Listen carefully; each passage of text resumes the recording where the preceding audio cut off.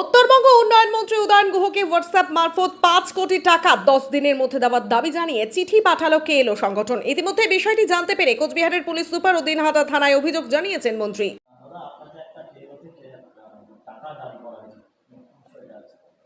এগুলো সকালবেলা একটা হোয়াটসঅ্যাপে আমি চিঠি পাই, সেখানে 5 কোটি টাকা দাবি করা হয়েছে, ভদ্রভাবে দাবি করা হয়েছে আর কি। 10 দিনের মধ্যে টাকাটা দিতে বলা হয়েছে, যে ওদের স্বাধীনতা সংগ্রাম এবং যুদ্ধের জন্য। কারা কি ব্যাপার এটা তো পুলিশ তদন্ত করে বের করবে।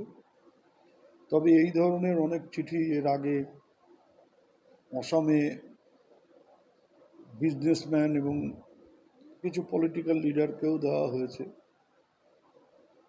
এবং কয়েকজন মানে এসটিএফের দ্বারা অসমে কয়েকজন অ্যারেস্টও হয়েছে এর আগে, শুনেছি আমি।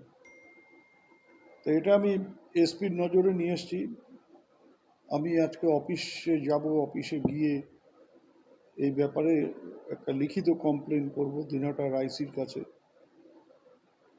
পুলিশ যা ব্যবস্থা নেওয়ার নেবে।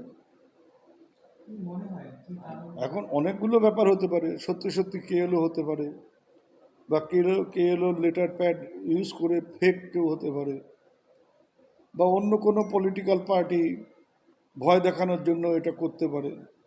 তো যাই হোক না কেন, যেটাই হোক না কেন, সেটা তো আমার দেখার দায়িত্ব না, সেটা পুলিশের দেখার দায়িত্ব।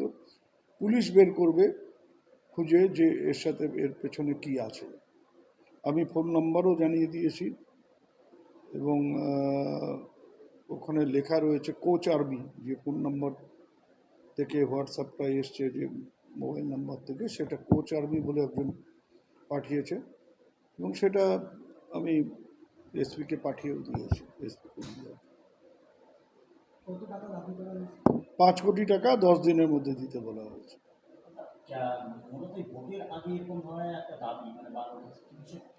ভোটের আগে মানে ভোটের এটা শিলিগুড়িতে ভোটের আগে, বাকি কুচবিহারে তো আমাদের ভোট হয়ে গেছে।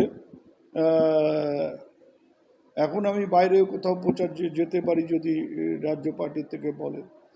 এখন সেই সব ব্যাপারেও হতে পারে যে ভয় দেখিয়ে ঘরে বসিয়ে রাখা, কিন্তু এই ধরনের ভয় দেখিয়ে ঘরে আটকে রাখা যাবে না।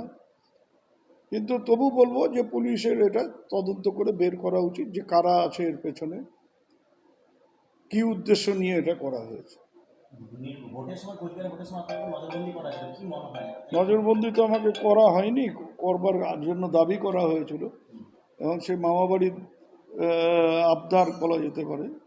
তো তাতে নির্বাচন কমিশন কর্ণপাত করেনি, এবং আমাকে গৃহবন্দিও করা হয়নি, নজরবন্দিও করা হয়নি। তবে আমি দেখেছি যে যারা আমাকে গৃহবন্দী করবার কথা বলেছিলেন, তারা নিজেরাই নিজেদেরকে গৃহবন্দী করে রেখেছিলেন। ভোটের দিন আমি দিনহাটা বিধানসভা কেন্দ্রের বিভিন্ন জায়গায় ঘুরেছি, বিশেষ করে যেসব জায়গায় গোলমাল হওয়ার একটা আশঙ্কা ছিল সেই সব জায়গাগুলোতে ঘুরেছি। কোথাও দুই একটি ছোট বিক্ষিপ্ত ঘটনা ছাড়া, তাও বিজেপি করেছে বলে, না হলে পরে কোনো গোলমালই হতো না বিজেপি যদি ওই গোলমালগুলো না করতো। নিশীথ প্রামাণিকের লোকেরা যদি সেই গোলমালগুলো না করতো, তাহলে কোনো গোলমালই হতো না, 100% শান্তিতে ভোট হতে পারত। তো সেটা বাদ দিয়ে বলা যেতে পারে অলমোস্ট শান্তিতে ভোট হয়েছে, শান্তিপূর্ণভাবে ভোট হয়েছে।